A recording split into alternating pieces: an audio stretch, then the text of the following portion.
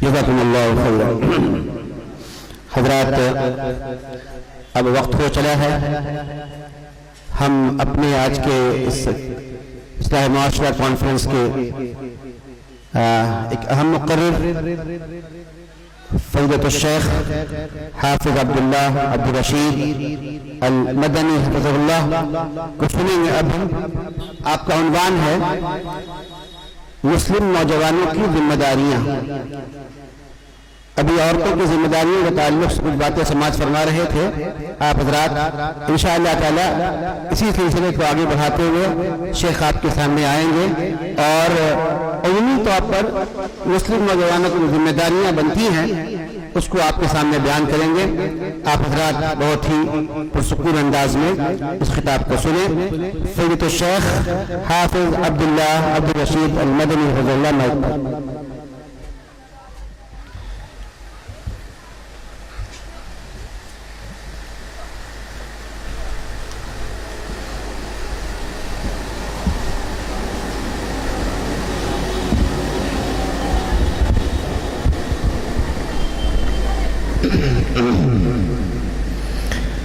السلام عليكم ورحمة الله وبركاته.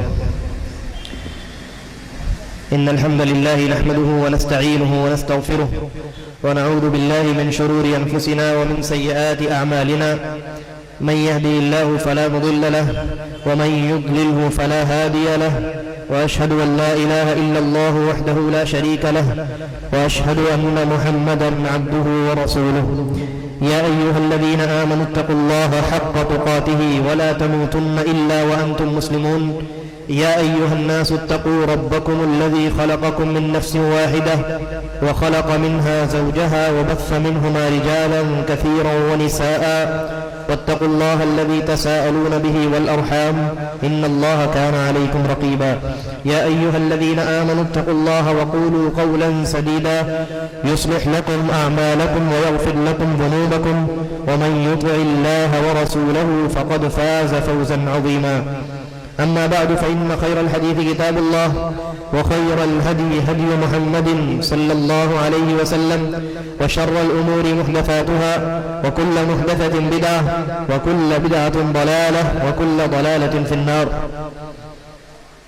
قال ربنا عز وجل: نحن نقص عليك نبأهم بالحق إنهم فتية آمنوا بربهم وزدناهم هدى.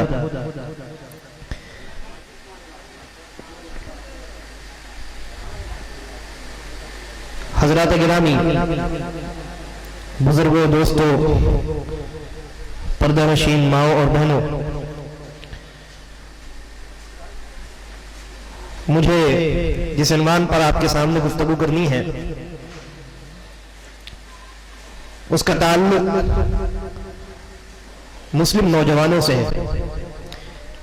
گویا میرے خطاب کے جو اولین مخاطب ہوں گے وہ مسلم نوجوان ہیں، اس لیے میری یہ گزارش ہوگی نوجوانوں سے کہ وہ میری گزارش کو یا میں جو باتیں آپ کے سامنے پیش کروں اسے بغور سماعت فرمائیں۔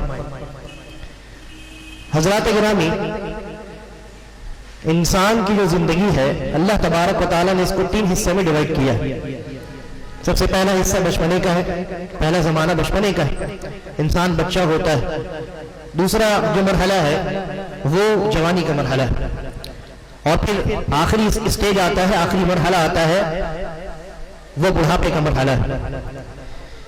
ان تینوں مراحل پر اور ان تینوں اسٹیجز پر اگر آپ غور کریں گے تو آپ کو یہ معلوم ہوگا کہ بچہ، انسان جب بچہ ہوتا ہے، جب اس کے بچپنے کا مرحلہ چل رہا ہوتا ہے تو اس وقت وہ بہت کمزور ہوتا ہے، خود کوئی فیصلہ نہیں لے سکتا، اگر کوئی دوسرا فیصلہ کرے تو اس پر خود وہ عمل نہیں کر سکتا۔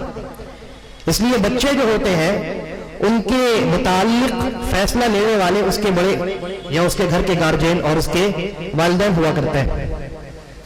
جہاں تک بوڑھوں کا تعلق ہے تو ایک بوڑھا انسان یقیناً ایک لمبی زندگی گزارتا ہے اور دنیا میں رہنے سہنے، دنیا کے مسائل، دنیا کے مشاکل، ان تمام چیزوں کے متعلق اسے بہت گہرا تجربہ ہوتا ہے، لیکن اس گہرے تجربے کی بنیاد پر وہ اپنی گزر گئی زندگی کو دوبارہ درست نہیں کر سکتا۔ ایک بوڑھا انسان جو ہوتا ہے وہ زندگی کے بالکل آخری مرحلے پر پہنچ چکا ہوتا ہے، تجربے بہت ہے، اس نے اپنی زندگی سے بہت کچھ سیکھا ہے، لیکن اس سیکھ سے بذات خود اسے بہت کم فائدہ پہنچتا ہے۔ وہی جہاں ایک طرف یہ بچپنے کا مرحلہ ہے اور دوسری طرف بڑھاپے کا مرحلہ ہے، درمیان کا ایک جو مرحلہ ہوتا ہے سنہرا مرحلہ ہوتا ہے جسے ہم جوانی کا مرحلہ کہتے ہیں۔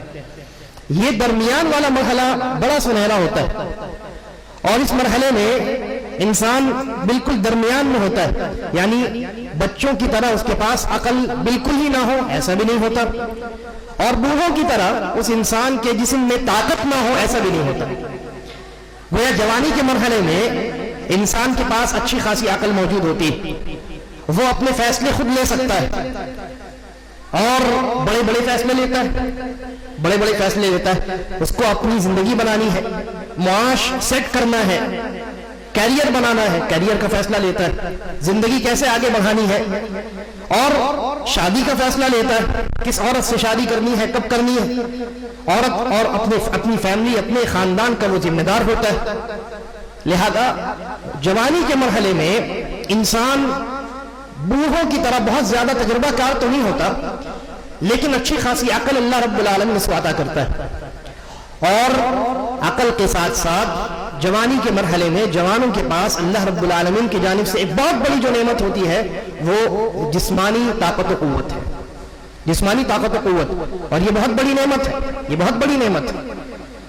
اس مرحلے میں، اس سنہرے مرحلے میں جو جوان بہتر ڈھنگ سے زندگی گزارتا ہے اور کسی بوڑھے انسان کی سرپرستی میں رہتا ہے، اپنے سے بڑے کسی شخصیت کی سرپرستی میں وہ زندگی گزارتا ہے، بڑوں کی سرپرستی میں اس کے تجربوں سے استفادہ کرتے ہوئے ان کی نگرانی میں زندگی گزارتا ہے، ایسا نوجوان جب بوڑھا ہوتا ہے تو اسے اپنی زندگی پر وہ افسوس نہیں ہوتا۔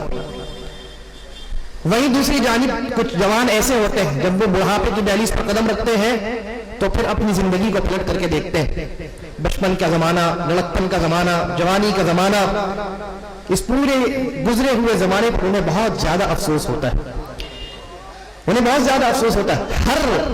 ہر مسئلے کی حقیقت سے وہ آگاہ ہو چکے ہوتے ہیں، جس دنیا کو حاصل کرنے میں انہوں نے اپنے بچپنے، لڑکپن اور جوانی کو گزار دیا ہے، اس زندگی کی حقیقت انہیں بڑھاپے میں جا کر کے اچھی طریقے سے سمجھ میں آ جاتی ہے۔ گرچہ کوئی بوڑھا بہت مالدار ہو، لیکن مالدار ہونے کے باوجود بھائی پوری زندگی اس نے اس بات کے لیے کوشش کی ہے، اس چیز کے لیے کوشش کی ہے کہ بہت پیسہ آ جائے، دنیا میں آرام سے زندگی گزارو، جو دل چاہے وہ کھاؤ، لیکن جب بوڑھا ہوتا ہے تو ڈاکٹر کہتا ہے آپ کو فلاں چیز نہیں کھانی ہے، فلاں چیز نہیں کھانی ہے کہ نہیں، اور وہی اپنی گزری ہوئی زندگی پر افسوس کرتا ہے کہ میں نے جوانی یوں ہی گزار دی، جوانی کے مرحلے میں مجھے اللہ رب العالمین نے طاقت دی تھی، قوت دی تھی، کچھ عقل بھی عطا کیا تھا، لیکن کوئی گائیڈ کرنے والا نہیں تھا، کوئی سیدھا راستہ دکھانے والا نہیں تھا، نتیجے کے طور پہ آج بوڑھا ہو چکا ہوں تو نہ میری دنیا بنی ہے نہ آخرت بنی۔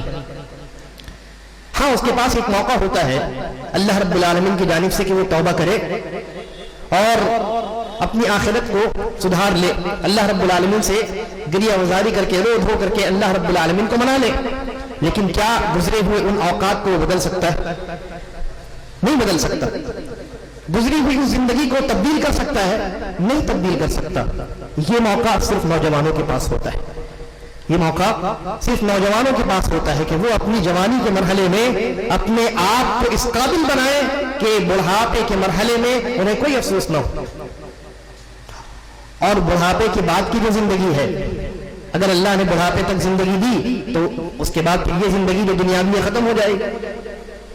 اگر جوانی اس نے بہتر ڈھنگ سے گزاری ہے، اپنے رب کو راضی کرنے کے لیے اس نے زندگی گزاری ہے، تو جب وہ اس دنیا کو چھوڑ کر کے اخروی زندگی میں جاتا ہے جو ہمیشہ والی زندگی ہے اور جو حقیقت اصلی زندگی ہے، پھر وہاں بھی اسے کوئی افسوس نہیں ہوتا، اس لیے کہ اس نے اپنی زندگی کو کھیل تماشا نہیں سمجھا، جوانی کی قدر کی ہے اس نے، جوانی کے ایام میں وقت کی اہمیت کو اس نے سمجھا ہے اور جوانی کو اللہ رب العالمین کو راضی کرنے میں گزارا ہے۔ لیکن معاملہ یہ ہے کہ نوجوانوں کو گائیڈ کرنے والا کوئی نہیں، نوجوانوں کو سیدھا راہ، جو جوانی اتنی بڑی نعمت، جوانی بہت بڑی نعمت ہے میرے بھائی۔ نبی اکرم صلی اللہ علیہ وسلم بیان فرماتے ہیں قیامت کے دن ہر انسان جب اللہ کے سامنے کھڑا کیا جائے گا، ہر آدمی، آدم علیہ السلام کا ہر اولاد، آدم علیہ السلام کی ہر اولاد اللہ کے سامنے جب انسان کھڑا ہوگا حساب و کتاب دینے کے لیے، نبی اکرم صلی اللہ علیہ وسلم فرماتے ہیں اس کے قدم اس وقت تک جنبش نہ کر سکیں گے، ہل نہ سکیں گے، نہ آگے ہو سکے گا نہ پیچھے ہو سکے گا، کب تک؟ جب تک وہ چند سوالات کے جوابات نہ دے دے۔ نبی مکرم جناب محمد رسول اللہ صلی اللہ علیہ وسلم بیان فرماتے ہیں وہ جو 5 سوالات ہوں گے، کتنے؟ 5۔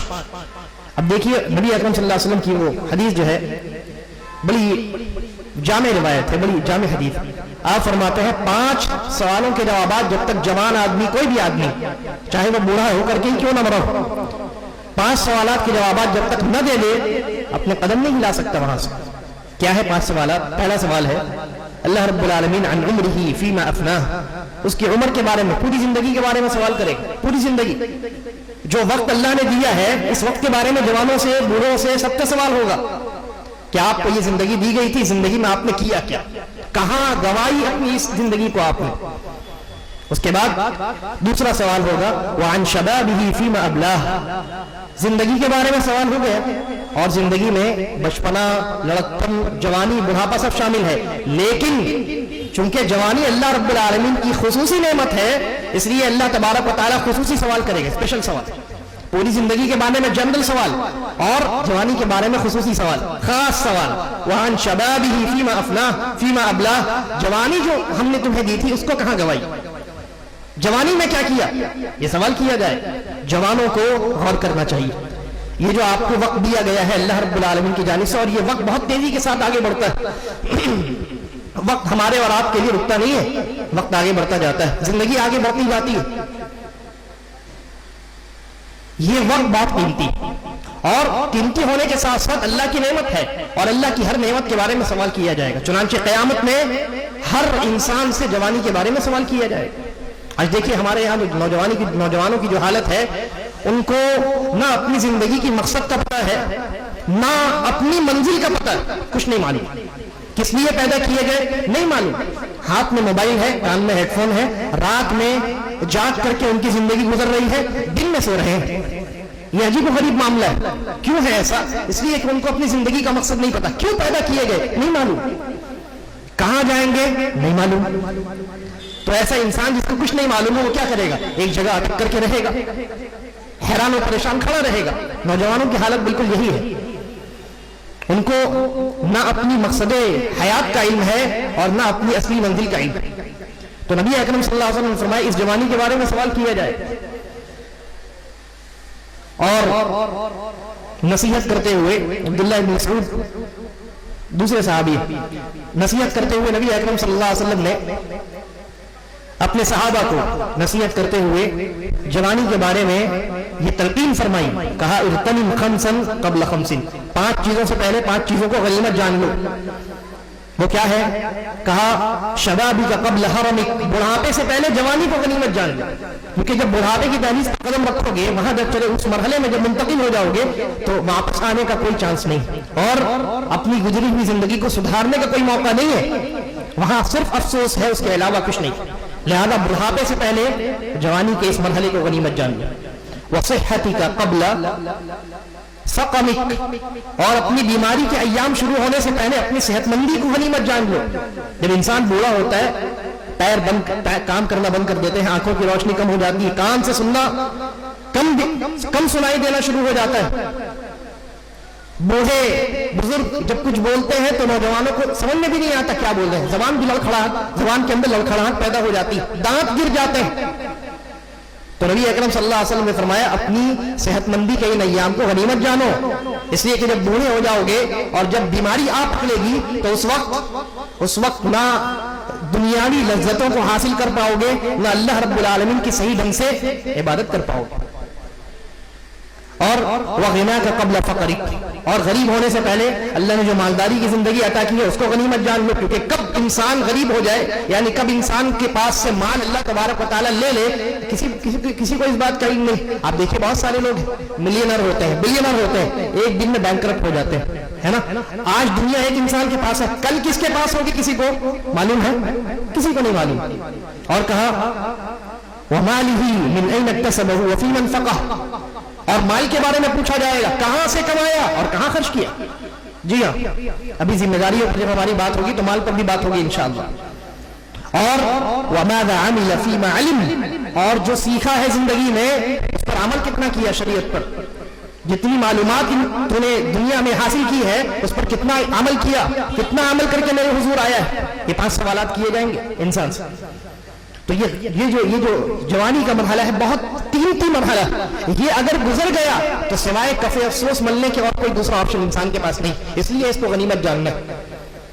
اور جیسا کہ میں نے عرض کیا، نوجوان کی ذمہ داریاں کیا ہیں، ان کا کردار کیا ہونا چاہیے معاشرے میں، دنیا اور دنیاوی زندگی وہ کیسے گزارے، اس تعلق سے کوئی ان کو رہنمائی کرنے والا نہیں۔ ہاں لوگ ہیں تنظیمیں ہیں، بعض سیاسی تنظیمیں ہیں وہ کچھ کر رہی ہیں، وہ اپنے نوجوانوں کو اپنے مفاد کے لیے استعمال کر رہی ہیں۔ ٹی وی چینلز پر جو میڈیا ہے وہ نوجوانوں کے بارے میں کوئی دوسری رائے رکھتا ہے کہ نوجوان کو ایسا کرنا چاہیے ویسا کرنا چاہیے۔ معاشرے اور سوسائٹی کے افراد ہیں، ان کا اپنا ایک الگ نظریہ ہے کہ معاشرے کو اس راستے میں جانا، اس کو نوجوان کو اس راستے میں جانا چاہیے۔ خاندان والوں کا اپنا ایک رویہ ہے، اپنی ایک سوچ ہے، ان کا اپنا ایک نظریہ ہے کہ بھائی نوجوان کو اس راستے میں جانا چاہیے، ایسا کرنا چاہیے۔ کہنے والے بہت ہیں کہنے والے، ایسا نہیں ہے کہ نہیں ہے، لیکن اب انسان نوجوان کس کی بات پر عمل کرے، کون صحیح کہہ رہا ہے، اس بات کی ضمانت کون دے گا؟ ظاہر سی بات ہے موبائل جو آپ کے پاس ہے، جب موبائل لینے کے لیے جاتے ہیں، کوئی نیا موبائل لانچ ہوتا ہے نا، موبائل نیا لانچ ہوتا ہے، کوئی نیا فیچر آتا ہے، اس فیچر کے بارے میں کون بتاتا ہے؟ موبائل کمپنی بتاتی ہے، جس نے موبائل کو بنایا ہے، اس لیے کہ اسی نے بنایا ہے اور اس کو سب سے زیادہ علم ہے اپنے پروڈکٹ کے بارے میں۔ لہذا اگر موبائل کمپنی کے بجائے کوئی دودھ والا، کوئی کرانے والا، کوئی سبزیاں بیچنے والا اگر موبائل کا فیچر بتانے لگے کہ نہیں موبائل کو ایسے استعمال کرنا چاہیے، اس کا طریقہ یہ ہے، اس کے اندر یہ خصوصیات ہیں، آپ کہیں گے تجھے کہاں سے معلوم ہوا؟ تو نے موبائل بنایا ہے کہ نہیں؟ انسان کو بنانے والی ذات اللہ رب العالمین کی ہے، تو انسان کے بارے میں سب سے زیادہ علم اور سب سے صحیح علم کس کے پاس ہے؟ اللہ رب العالمین کے پاس۔ قرآن میں اللہ نے کہا الا یعلم من خلق، وہ کیسے نہیں جانے گا جس نے پیدا کیا ہے انسان کو۔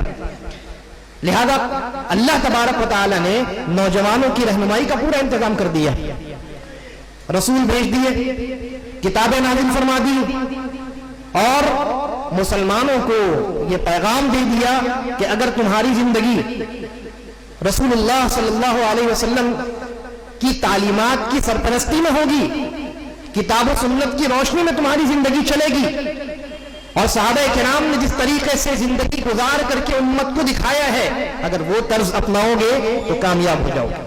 تو تمہاری یہ جوانی کی زندگی جو ہے، جوانی کا مرحلہ، یہ کامیاب رہے گا۔ اگر تم نے ایسا نہیں کیا تو کہنے والے بہت ہیں، ہر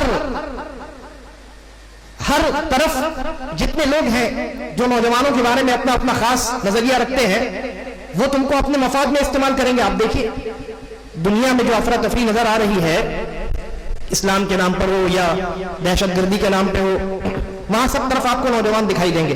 کس نے بہکایا ان کو؟ یہی کچھ اس طرح کے خاص لوگ ہیں معاشرے میں جو ان کا استحصال کرتے ہیں، استغلال کرتے ہیں ان کا، یعنی ان کا فائدہ اٹھاتے ہیں۔ نوجوان بیچارہ بالکل یعنی جوش میں ہوتا ہے، طاقت و قوت کے اعتبار سے بھی اور جوش کے اعتبار سے بھی تر و تازہ ہوتا ہے، لہذا وہ اس کو بہکا کر کے جس راستے میں چاہتے ہیں لے کر چلے جاتے ہیں۔ ایسا کیوں ہوتا ہے؟ کیونکہ نوجوانوں کی ہم نے وہ صحیح تربیت نہیں کی ہے جو تربیت ہمیں کرنی چاہیے تھی کتاب و سنت کی روشنی میں۔ تو میں یہ عرض کر رہا تھا، اللہ تبارک و تعالیٰ نے انسان کو پیدا کیا، تو اللہ رب العالمین نے انسانوں کی زندگی کے تعلق سے بھی ایک پورا سسٹم نازل کر دیا کہ تمہیں ایسے زندگی گزارنی ہے، اگر ایسے گزارو گے تو ناکامی کبھی ہاتھ نہیں آئے گی۔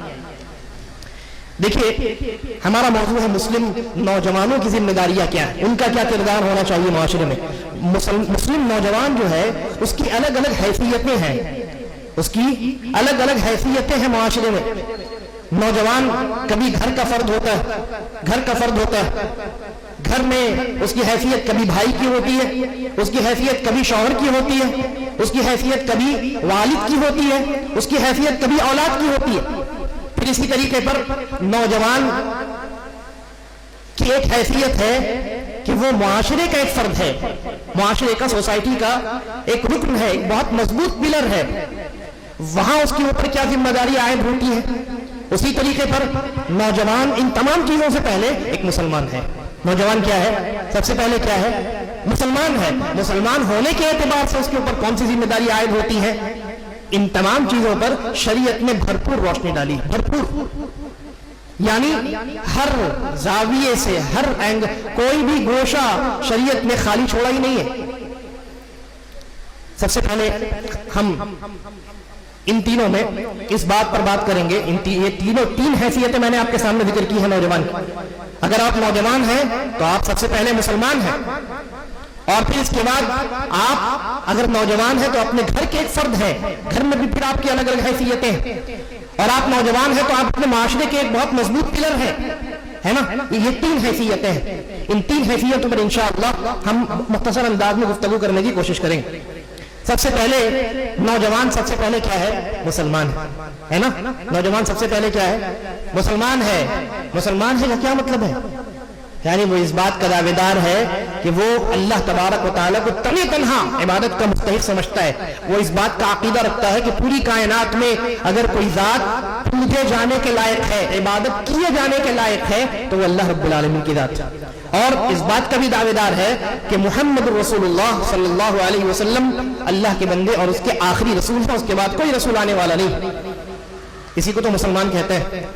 لہذا جب وہ ان دونوں چیزوں پر یقین رکھتا ہے، ایمان رکھتا ہے، تو اللہ رب العالمین اور محمد رسول اللہ صلی اللہ علیہ وسلم پر ایمان رکھنے کا تقاضا یہ ہے کہ یہ دونوں ایک نوجوان کے سامنے جو تعلیمات رکھیں، زندگی گزارنے کا جو اسٹرکچر اس کے سامنے پیش کریں، جو خطہ اسے دیں، جو پلاننگ اس کے سامنے رکھیں، اسی حساب سے وہ زندگی گزارے۔ دیکھیے نوجوان جیسا کہ میں نے عرض کیا سب سے پہلے کیا ہے؟ مسلمان۔ مسلمان ہونے کی حیثیت سے چونکہ وہ اس بات کا دعویدار ہے کہ وہ اسلام کا ماننے والا ہے، وہ اسلام کا ماننے والا ہے، تو اس اعتبار سے اس کے اوپر سب سے پہلی جو ذمہ داری عائد ہوتی ہے وہ یہ کہ وہ اسلام کا علم حاصل کرے، اسلام کو جانے پہچانے۔ آج معاشرے میں دیکھ لیجیے جو نوجوان ہیں وہ اسلام کو جانتے ہیں؟ نہیں جانتے۔ ابھی 4-5 دن پہلے ہمارے محلے سے رات میں 1 بجے بہت زور شور سے ڈھول بجاتے ہوئے اور پٹاخے پھوڑتے ہوئے ایک بارات گئی، مجھے لگا ہندوؤں کی بارات ہو۔ میں نے جا کر کے پوچھا مسلمان ہو؟ کہا ہاں مسلمان ہے۔ کیسے مسلمان ہیں آپ؟ یہ مسلمانوں کا طریقہ ہے۔ اسلام اس بات کی تعلیم دیتا ہے کہ آپ شادی کریں رات میں 1 بجے ڈھول تاشے کے ساتھ، پٹاخوں کے ساتھ، پورے محلے والے کو آپ تکلیف دیں اور پھر جا کر کے آپ شادی کریں۔ یہ طریقہ یعنی مسلمان صرف نام کا مسلمان ہے۔ آج کا نوجوان جو ہے صرف نام کا مسلمان ہے۔ کیوں ہے ایسا؟ اس لیے کہ اس کی تعلیم کا انتظام نہیں کیا گیا، اسلام سکھانے کا انتظام نہیں کیا گیا۔ یہ سب سے پہلی ذمہ داری عائد ہوتی ہے ہر نوجوان پر کہ وہ اسلام سیکھے، اسلام کو جانے پہچانے، ورنہ نہیں سیکھے گا تو کیا ہوگا؟ نہیں سیکھے گا، ایک تو یہ کہ اس کے اخلاق برباد ہو جائیں گے، اور دوسرا یہ کہ جو چاہے گا جیسے چاہے گا مسلم نوجوان کو اپنے مفاد کے لیے استعمال کر لے گا، اپنے فائدے کے لیے استعمال کر لے گا، اس کا استغلال اور اس کا استحصال کر لے گا۔ اس لیے سب سے پہلی ذمہ داری جیسا کہ نبی اکرم جناب محمد رسول اللہ صلی اللہ علیہ وسلم بیان فرماتے ہیں، طلب العلم، بہت مشہور روایت ہے نا، طلب العلم فریضۃ علی کل مسلم، ہر مسلمان پر دین کا علم حاصل کرنا فرض ہے، واجب ہے۔ جی ہاں، آپ اپنے مذہب کو جانیں، یہ آپ سے مطالبہ کرتا ہے اللہ تبارک و تعالی۔ اسلام کا علم آپ کو ہونا چاہیے۔ ہاں تفصیل ضرور ہے اس مسئلے میں، اسلام کی باریکیاں جو ہیں اللہ رب العالمین نے اس کا علم حاصل کرنا آپ پر واجب نہیں قرار دیا، اس کے لیے علماء ہے، اس کے لیے ہر محلے میں ہر شہر میں ایک طبقہ ہوتا ہے، علماء کا طبقہ ہوتا ہے، یہ انبیاء کے وارثین ہوتے ہیں۔ یہ اپنی پوری زندگی علم حاصل کرنے میں دیتے ہیں اور شریعت کی اور دین کی باریکیوں کا علم حاصل کرتے ہیں، پھر جب آپ کو کوئی مسئلہ ہوتا ہے، کوئی پیچیدہ مسئلہ درپیش ہوتا ہے تو ان کے پاس جا کر کے آپ اپنا حل تلاش کرتے ہیں۔ لیکن دین میں کچھ ایسی چیزیں بھی ہیں جو بنیادی حیثیت رکھتی ہیں، جن کا علم حاصل کیے بغیر آپ اپنے آپ کو مسلمان نہیں کہہ سکتے، آپ مسلمان ہو نہیں سکتے۔ وہ کون سی چیزیں ہیں؟ وہ دین کی بنیادی چیزیں، وہ دین کی بنیادی چیزیں ہیں، اور ان بنیادی چیزوں میں دو چیزیں آتی ہیں۔ سب سے پہلی چیز تو یہ ہے کہ انسان کا عقیدہ، اسلام نے کون سا عقیدہ پیش کیا، صحیح عقیدہ، اس عقیدے کا علم حاصل کرنا آپ کے لیے ضروری ہے۔ عقیدے میں کیا ہے؟ ایمان، بنیادی طور پہ اللہ رب العالمین پر ایمان۔ اللہ رب العالمین پر ایمان کا کیا معنی ہے؟ کیا مطلب ہے اللہ رب العالمین پر ایمان کا؟ اللہ رب العالمین پر ایمان تو مشرکین مکہ بھی رکھتے ہیں۔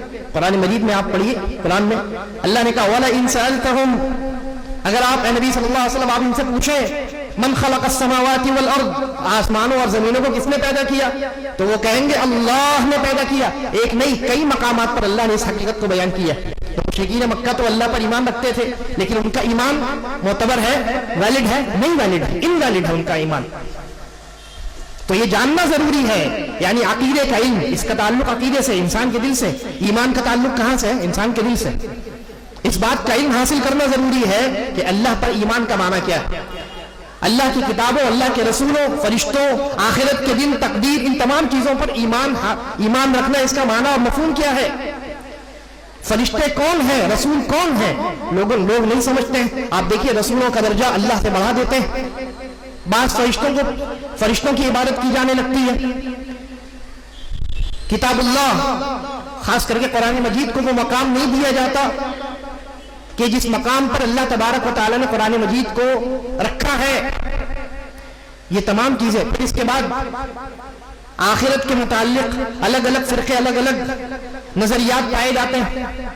تو یہ جو عقیدے کا علم ہے یہ بنیادی علم ہے، اس کا جاننا ہر مسلمان پر واجب ہو، چاہے وہ مرد ہو یا عورت ہو، جوان ہو یا بوڑھا ہو، ہر ایک مسلمان پر جاننا ضروری۔ اور پھر اس کے بعد بنیادی چیزوں میں، جیسا کہ سب سے پہلا موضوع جو آج کے اس پروگرام میں رکھا گیا وہ کیا ہے؟ دین کی 5 بنیادیں۔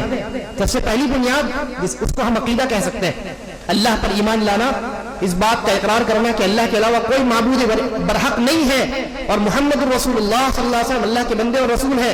یہ عقیدہ ہے ان مسلمانوں کا۔ اور پھر اس میں بہت سارے عقائد آتے ہیں جو بنیادی حیثیت رکھتے ہیں۔ اور پھر اس کے بعد 4 اور پلرز ہیں، ان میں سب سے پہلے نماز ہے۔ نماز کے مسائل کا آپ کو کتنا علم ہے؟ آج کا نوجوان نماز کے مسائل کا علم بہت دور کی بات، نوجوان مسلمان نماز پڑھتا ہی نہیں ہے۔ نماز تو کب پڑھتا ہے؟ جمعہ کے دن چلا جاتا ہے نماز پڑھنے کے لیے، جمعہ کے دن چلا جاتا ہے اور عیدین میں نظر آ جاتا ہے۔ اس کے بعد جمعہ کے بعد عیدین کے علاوہ کہاں نظر آتا ہے آج کا مسلمان؟ وقت کو ضائع کرتے ہوئے نظر آتا ہے۔ فٹ پاتھ پر بیٹھا ہوا ملے گا، چائے ٹپریوں پر آپ کو گفتگو اور یعنی وقت برباد کرتے ہوئے ملے گا۔ بہت سارے عجیب و غریب گیم مارکیٹ میں موجود ہیں، ان میں اپنا وقت ضائع کرتا ہوا ملے گا۔ اور اسی طریقے پر بد کرداری کا مظاہرہ کرتے ہوئے ملے گا۔ کیوں؟ اس لیے کہ اس کی جو تربیت ہونی چاہیے تھی، دینی تربیت، شرعی تربیت، وہ نہیں ہوئی ہے، وہ ہوئی نہیں۔ سب سے پہلی چیز نوجوانوں پر میں یاد کر رہا تھا کہ سب سے پہلی ذمہ داری جو آتی ہے ایک مسلمان ہونے کی حیثیت سے وہ کیا ہے؟ وہ دین کا علم حاصل کرے۔ تو سب سے دین کے علم میں بنیادی علم میں سب سے پہلے تو عقیدہ ہے، اور اس کے بعد وہ تمام عبادات جن کو اللہ تبارک و تعالیٰ نے واجب یا فرض قرار دیا، اور ان میں سب سے پہلے نماز ہے۔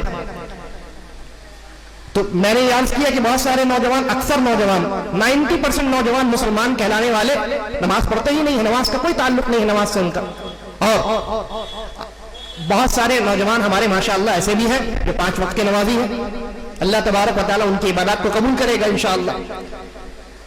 نماز پڑھتے ہیں لیکن نماز کی بنیادی مسائل سے آگاہ نہیں ہے، نماز کے بنیادی مسائل سے آگاہ نہیں ہے، موٹی موٹی چیزوں سے آگاہ ہے، لیکن نماز کی بنیادی ضروری مسائل، کچھ تفصیلات ہیں لیکن وہ ضروری تفصیلات ہیں۔ جیسے مثال کے طور پہ آپ نے نماز میں غلطی کر دی، پہلی رکعت آپ نے شروع کی اور سجدے میں جب گئے تو آپ بھول گئے کہ یہ پہلا سجدہ ہے کہ دوسرا سجدہ ہے، یا آپ کو یاد آیا دوسری رکعت میں کہ میں نے پہلی رکعت میں صرف ایک سجدہ کیا، کیا کریں گے آپ؟ کیا کریں گے؟ ہے کہ نہیں؟ نماز، پھر نماز کے لیے وضو شرط ہے. وضو کے مسائل آپ وضو کرنا آپ نے شروع کیا، شروع کرتے کرتے آپ نے تمام چیزیں دھوئی ہیں، چہرہ نہیں دھویا، وضو درست ہوا کہ نہیں ہوا؟ اگر درست نہیں ہوا تو کیسے درست ہوگا؟ یہ علم ہر نوجوان کو، ہر مسلمان مرد و عورت کو حاصل کرنا ضروری، کیونکہ نماز اللہ نے واجب قرار دیا ہے. جن عبادات کو، جن مسائل کو اللہ رب العالمین نے مسلمانوں پر واجب یا فرض قرار دیا ہے، ان مسائل کا علم حاصل کرنا بھی واجب اور فرض ہے. تو ان میں سب سے پہلے نماز ہے، پھر اس کے بعد روزہ ہے اور زکوٰۃ کے مسائل ہیں. دیکھیے معاشرے میں زکوٰۃ ڈھنگ سے نکالا نہیں جاتا ہے. ابھی شیخ بیان کر رہے تھے زکوٰۃ کے تعلق سے، ڈھنگ سے نکالا نہیں جاتا. مسلمان اگر یہ نہیں ہے کہ کس مال میں زکوٰۃ ہے، کتنا ہے، کب دینا ہے، نہیں دینا، کچھ نہیں معلوم. اور کچھ مسائل ایسے ہیں کہ جن کا علم حاصل کرنا آپ پر تب واجب ہے جب آپ اس مسئلے پر عمل کرنے کے لیے جائیں. جیسے حج ہے، اب ہر مسلمان پر تو حج واجب نہیں ہے، لیکن جس مسلمان پر حج واجب ہو گیا، بغیر سیکھے حج کرنا اس کے لیے جائز نہیں ہے. یہ الگ بات ہے کہ اگر لوگوں کی دیکھا دیکھی جا کر کے وہ صحیح ڈھنگ سے حج کر لیتا ہے تو حج تو قابل قبول ہوگا، لیکن حج کا علم حاصل نہ کرنے کا گناہ اس کو ہوگا.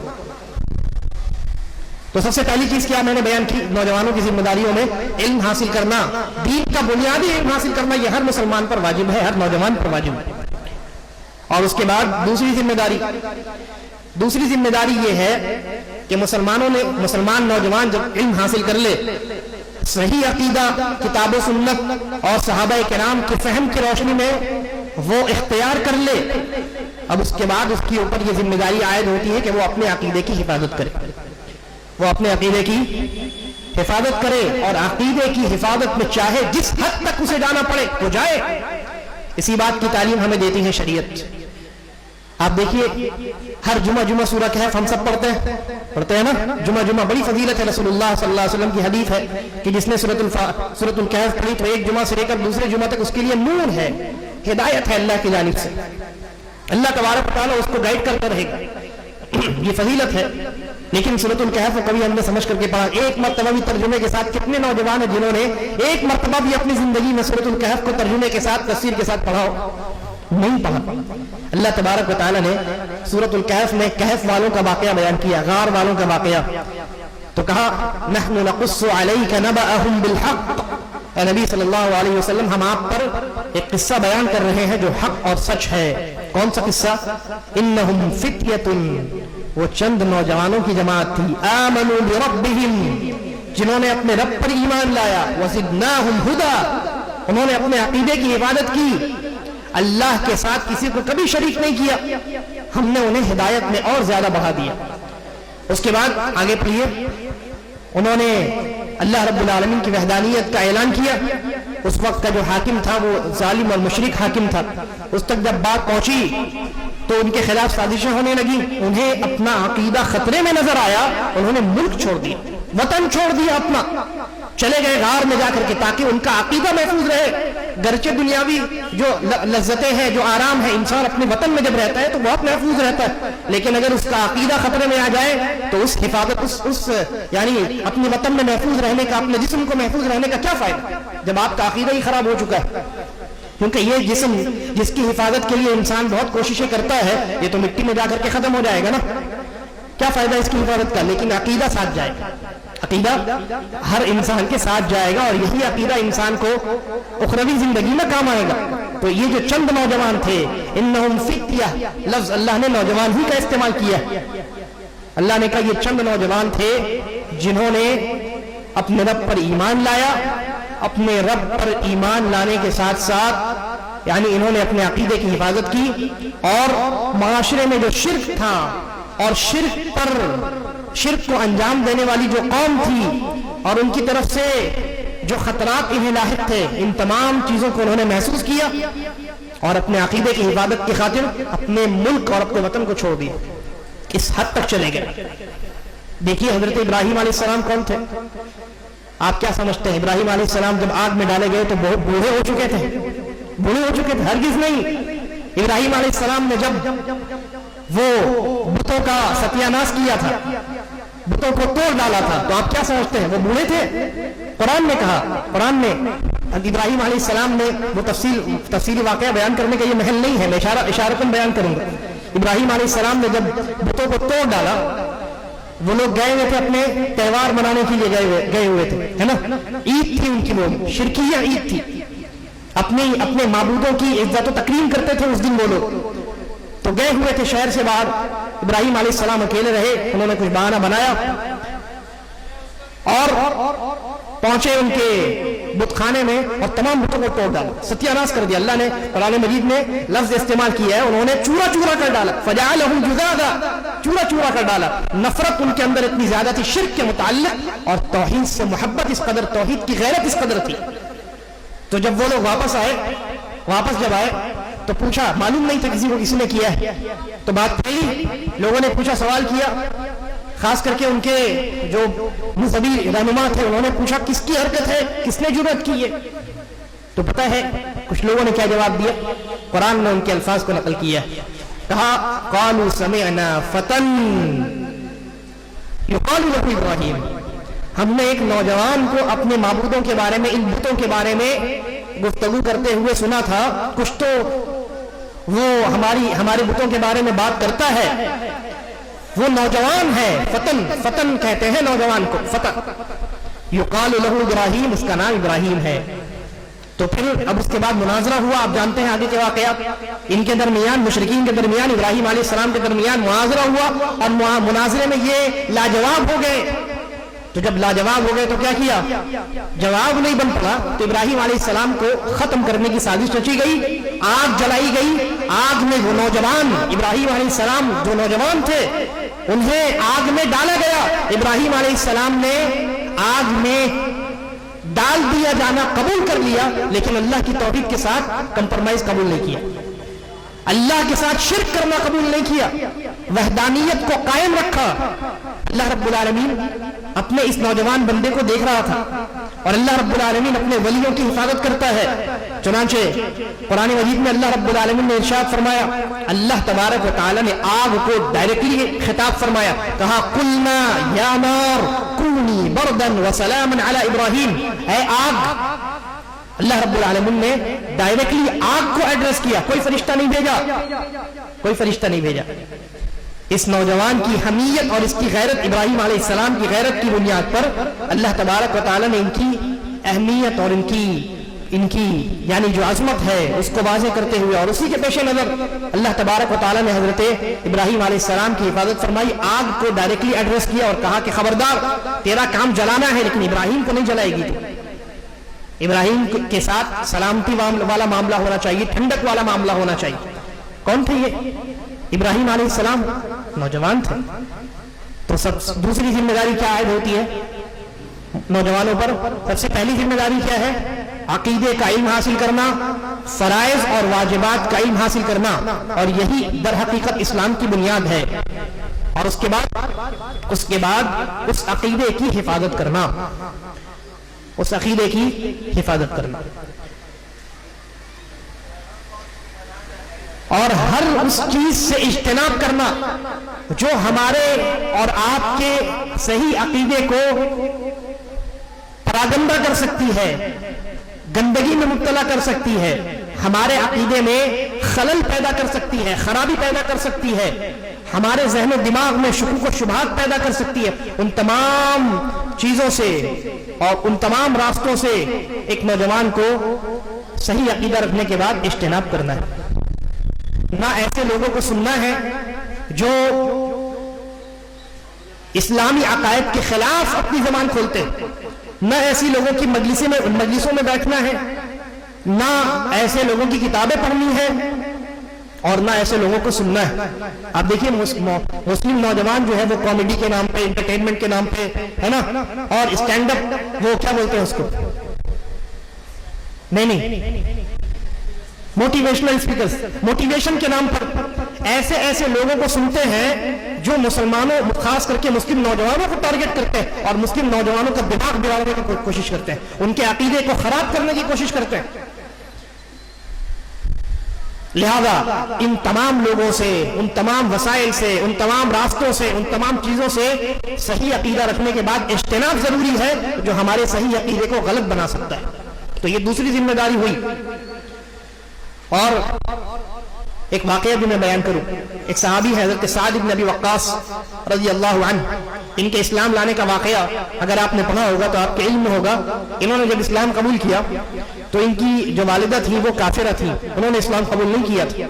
جب ان کی والدہ کو معلوم ہوا اور نبی اکرم صلی اللہ علیہ وسلم کی تعلیمات عام تھی کہ آپ جو ہے وہ والدین کے ساتھ حسن سلوک کرنے کا حکم دیتے ہیں، ان کی فرمانبرداری کا حکم دیتے ہیں، تب ان کی والدہ نے ایک حربہ استعمال کیا، ایک چالاکی کی. انہوں نے سعد بن ابی وقاص رضی اللہ عنہ سے کہا، یہ صحیح مسلم کی روایت، کہا کہ اے سعد، کیا تمہارے نبی تمہیں والدین کی فرمانبرداری کا حکم نہیں دیتے؟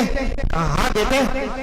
تو ان کی والدہ نے کہا میں تمہاری ماں ہوں اور میرا حکم ہے کہ محمد کا انکار کرو صلی اللہ علیہ وسلم، کافر ہو جاؤ. کس طریقے سے انہوں نے، ان کی والدہ نے جو کافرہ تھی، ایک سعد بن وقاص نوجوان تھے، نوجوان کو بہکانے کی کوشش کی گئی، انہیں ان کے عقیدے سے ہٹانے کی کوشش کی گئی. لیکن سعد بن ابی وقاص رضی اللہ عنہ صحابی تھے اور صحابی کا استاد محمد رسول اللہ صلی اللہ علیہ وسلم ہے. انہوں نے اپنے استاد جناب محمد رسول اللہ صلی اللہ علیہ وسلم سے جو عقیدہ سیکھا تھا اور ان کی جو تربیت ہوئی تھی، اس تربیت کا مظاہرہ دیکھیے کیسے ہوا اور فائدہ کیسے ہوا. آج کل کا نوجوان ہوتا تو کیا سمجھتے ہیں آپ؟ کیا خیال ہے آپ کا؟ بگڑ سکتا تھا، بھٹک سکتا تھا، ہے کہ نہیں؟ اور ہم نے اپنی آنکھوں سے بہت سارے نوجوانوں کو دیکھا ہے جنہوں نے اسلام قبول کیا تھا، گھر والوں کے پریشر میں آ کر کے اسلام چھوڑ دیا. جی ہاں، ایسی مثالیں آپ کو ملیں گی معاشرے میں.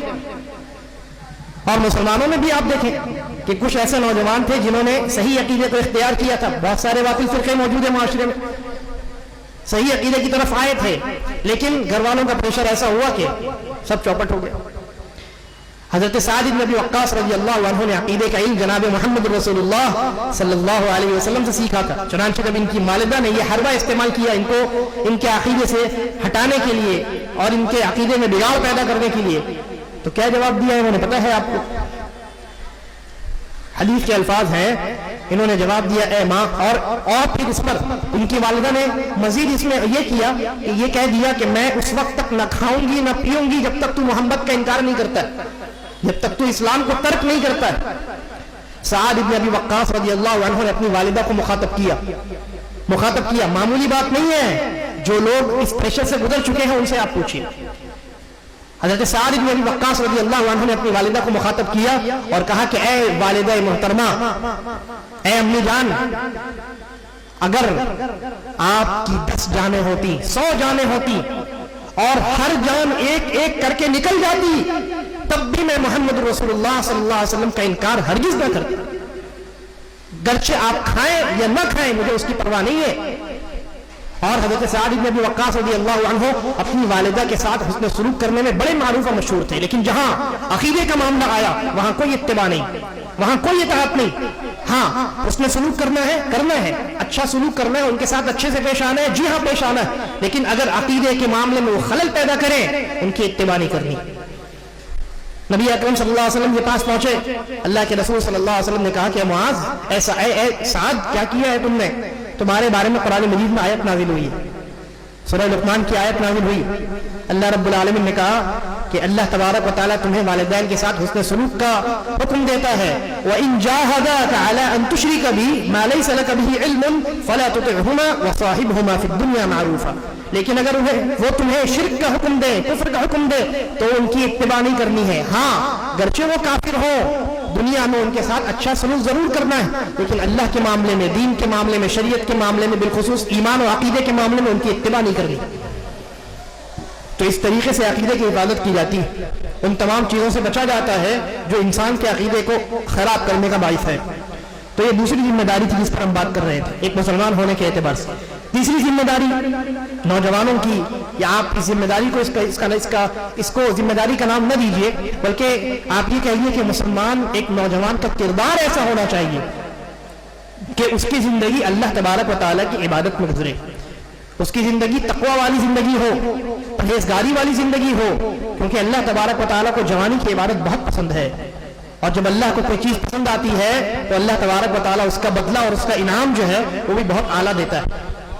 قیامت کا دن ہوگا، آپ جانتے ہیں قیامت کا یہ سورج بہت دوری پر ہے، اور اتنی دوری پر ہونے کے باوجود ہم ایئر کنڈیشنر استعمال کرنے پر، پنکھے استعمال کرنے پر مجبور ہیں، ہے نا۔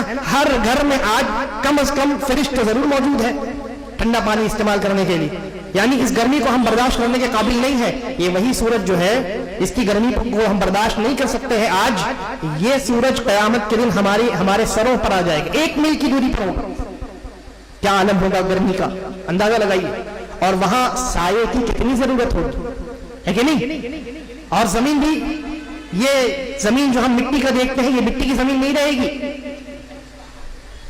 اتنی گرمی ہوگی کہ انسان اپنے گناہوں کے بقدر وہ پسینے میں ڈوبا ہوگا۔ اللہ کے نبی صلی اللہ علیہ وسلم کی حدیث جانتے ہیں آپ، کوئی کاندھے تک، کوئی یعنی کہ کان تک کوئی مکمل ڈوبا ہوگا۔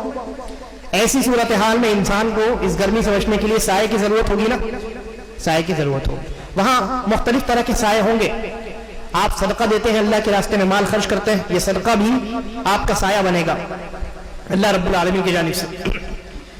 لیکن چند ایسے خاص لوگ ہوں گے جنہیں خاص پروٹوکول دیا جائے گا، ان کے لیے معمولی سایہ نہیں ہوگا، بلکہ خاص لوگوں کے لیے خاص سایہ اللہ تبارک و تعالیٰ اپنے عرش کی شکل میں عطا کرے گا۔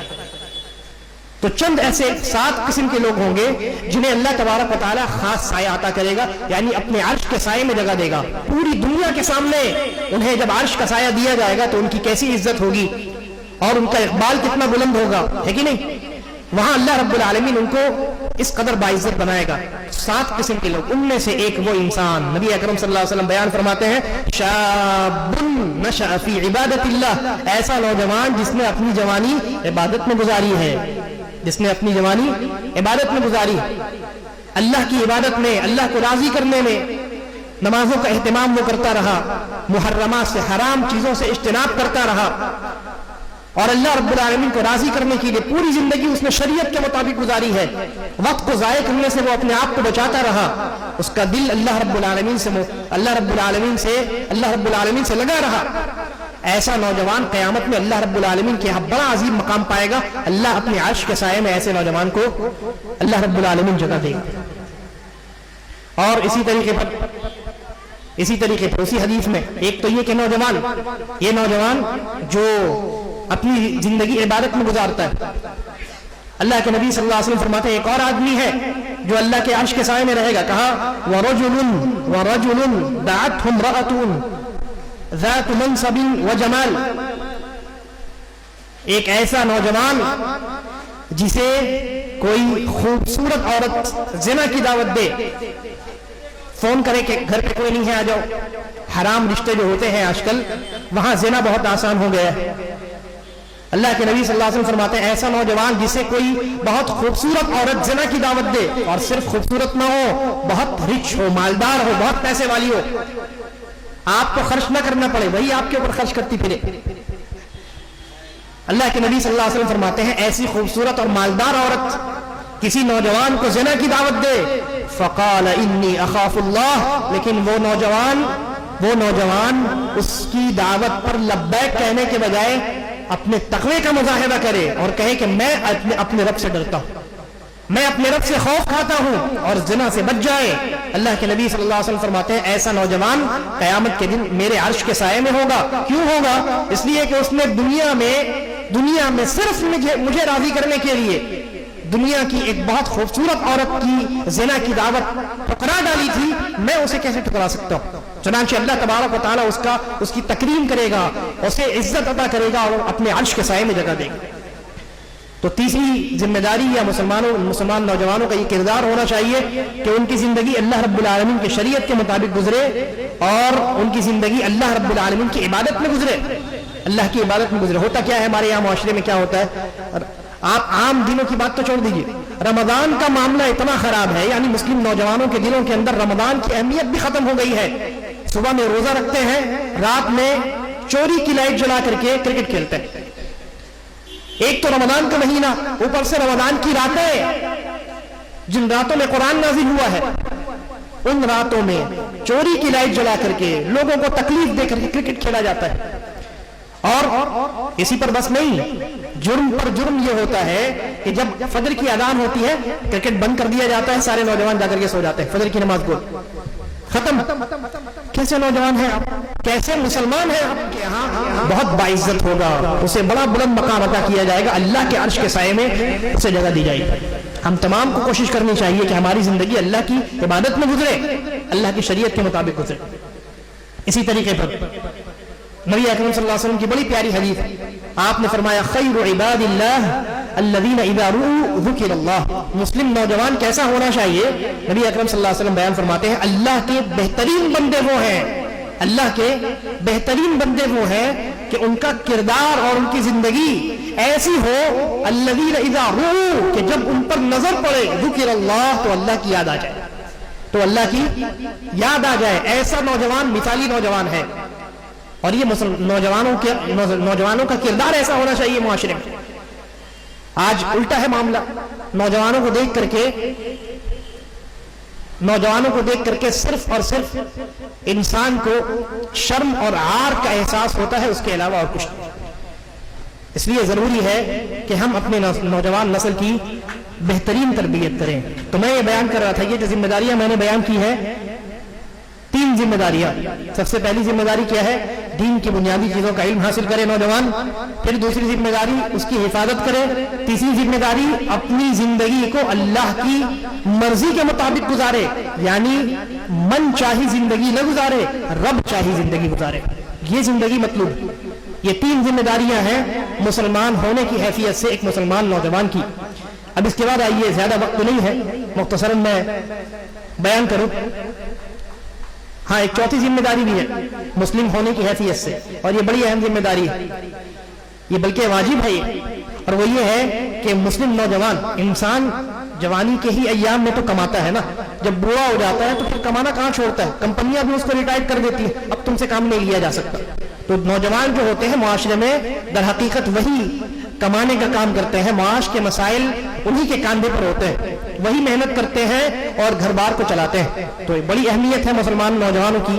اس اعتبار سے یہاں بھی شریعت نے مسلمانوں کو اور مسلم نوجوانوں کو نصیحت کی ہے اور انہیں یہ پیغام دیا ہے، یہ تعلیم دی ہے، بلکہ یہ حکم دیا ہے کہ وہ جب معاش کے مسائل کو حل کرنے کے لیے جائیں، اپنا کیریئر چوز کریں، کوئی جاب تلاش کرنی ہو، کسی بزنس کا کوئی آئیڈیا ہو، ان تمام چیزوں میں پیسے کمانے کا جہاں معاملہ ہو، وہاں ان پر واجب ہے کہ وہ اس بات کا خیال رکھیں کہ وہ پیسہ جو ان کے پاکٹ میں داخل ہو اور پاکٹ سے ان کے پیٹ میں داخل ہو، وہ پیسہ حلال کا ہونا چاہیے، حرام کا نہیں ہونا چاہیے. کیونکہ اگر حرام کا پیسہ اگر ہوا تو ان کے مسلمان ہونے کا کوئی فائدہ نہیں. نبی اکرم صلی اللہ علیہ وسلم بیان فرماتے ہیں ان اللہ طیب ولا يقبل الا طیبا. اللہ رب العالمین پاک ہے، اللہ رب العالمین، اور صرف پاکیزہ چیزوں ہی کو قبول کرتا ہے. اور یہ حرام کمائی پاک چیز ہے. حرام کمائی کیا پاک چیز ہے؟ خبیث چیز ہے کہ نہیں؟ یہ گندی چیز ہے. گندی چیز کو اللہ تبارک و تعالیٰ قبول نہیں کرتا ہے.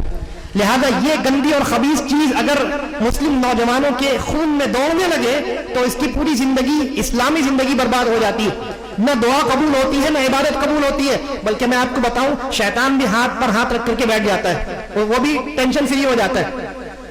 دعا قبول نہیں ہوتی. بہت مشہور روایت آپ نے سنی ہے. نبی اکرم صلی اللہ علیہ وسلم فرمایا کہ ایک نوجوان سفر کر کے آیا، پراگندہ بال ہے، عاجزی کے ساتھ یا رب کہہ کر کے دعا کرتا ہے. اللہ کے نبی فرماتے ہیں اس کا کھانا پینا اوڑھنا بچھونا سب کچھ حرام کا ہے. انا یستجاب لہ، اس کی دعا کیسے قبول ہوگی؟ نہیں قبول ہوتی ہے حرام مال کھانے والوں کی دعا. اور میں نے کہا کہ عبادت بھی اس کی خطرے میں پڑ جاتی ہے. ایک تابعی ہے، بڑے بزرگ تابعی ہیں، عبادت گزار، یوسف ابن اسباط رحمہ اللہ. وہ فرماتے ہیں ان الشاب اذا تعبد، کہ جب کوئی نوجوان عبادت کرنا شروع کرتا ہے، قال الشیطان لاعوانه، تو شیطان اپنے حواریوں سے، اپنے چیلے چواٹوں سے کہتا ہے، اپنے یعنی آس پاس رہنے والے جو اس کے مددگار ہیں، دیگر شیاطین، ان سے پوچھتا ہے، کہتا ہے کیا کہتا ہے؟ کہتا ہے انظروا من این مطعمه، کہتا ہے کہ جا کر کے ذرا چیک کر کے آؤ، یہ جو نوجوان عبادت میں لگا ہے، نماز پڑھ رہا ہے، روزہ رکھ رہا ہے، حج کر رہا ہے، زکات دے رہا ہے، اس کا کھانا پینا کیسا ہے؟ پیٹ میں جو روٹی جاتی ہے کہاں سے آتی ہے؟ فرماتے ہیں فَإِن كَانَ مَطْعَمُ سُوءٍ، اگر اس کا کھانا پینا برا ہوتا ہے یعنی حرام کا ہوتا ہے، وہ جو پیٹ میں اس کی روٹی جاتی ہے اگر حرام کی روٹی جاتی ہے، قال، تو شیطان اپنے حواریوں سے، چیلوں سے کہتا ہے دعوه يتعب ويجتهد، اس کو تھکنے دو عبادت میں، کوشش کرنے دو عبادت میں، فقد کفاکم نفسہ، اس کے خود اپنی ذات نے، اس کے خود اپنے نفس نے تمہیں بے نیاز کر دیا ہے، تمہارا کام اس کے نفس نے خود کر دیا ہے۔ شیطان بھی ہاتھ پر ہاتھ رکھ کر کے بیٹھ جاتا ہے، ٹینشن فری ہو جاتا ہے کہ اس انسان نے خود اپنی بربادی کے لیے پورا انتظام کر لیا ہے، اس کے پیٹ میں، اس کے بدن میں اور اس کی نسوں میں جو خون دوڑتا ہے وہ حرام کا خون ہے، چنانچہ اس کی عبادت ایسی بھی قبول نہیں ہوگی، ہمیں محنت کرنے کی ضرورت کیا؟ اس لیے مسلمان نوجوانوں کو بطور خاص میں ان سے مخاطب ہوں اور میں یہ کہتا ہوں کہ آپ اپنے معاش کے مسائل جب حل کریں، کیریئر کا انتخاب جب کریں، جاب ہو، نوکری ہو، بزنس ہو، ان چیزوں کے متعلق جب آپ سوچیں، پیسہ کمانے کے بارے میں جب آپ کو فکر ہو، تو اس میں سب سے پہلی فکر آپ کو یہ ہونی چاہیے کہ میں حلال کمائی کھاؤں، حرام کمائی کے قریب بھی نہ جاؤ، اس لیے کہ اگر میں گیا تو یہ دنیا بھی برباد اور اخروی زندگی تو ایسے ہی تباہ ہے۔ یہ مسلمان ہونے کی حیثیت سے چند ذمہ داریاں تھیں۔